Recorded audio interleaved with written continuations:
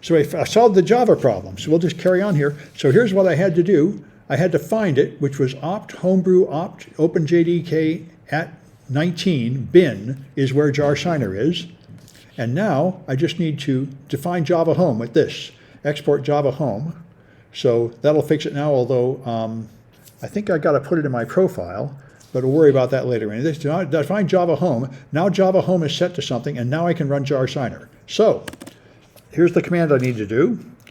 It was this, whoops, it was this one here, jar signer. Let me make my window bigger, make it look prettier. All right, now it's jar signer. This is the thing that's going to put a signature on that APK, base dist base APK, and give it the password. And there it goes, signing everything. Neat.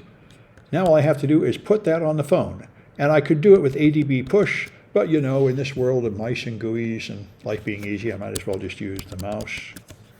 And so it's right here, dist base.apk. This is the one I tried to install before. Now it's signed. So now when I try to install it, it's installing it and not complaining. So when I drag this up, I will find progressive somewhere. It's alphabetical. There's progressive. And by the way, notice, you know, if they had any pride, like the NFL, they wouldn't let you use some old crappy broken app, like not even signed. But all they do is recommend an update, but I can say, no, I prefer not to update. This one is special. So now all I got to do is view the log. So it's ADB logcat. And there's all this junk going by, but I might be able to see it anyway. Now I log in with test user and test pass. Log in, and I should have seen that stuff getting stolen, which I didn't. That's disturbing. Let's try, it remembers, you can do grep Trojan. There they are. There's the Trojan, stealing credentials, test user, test pass.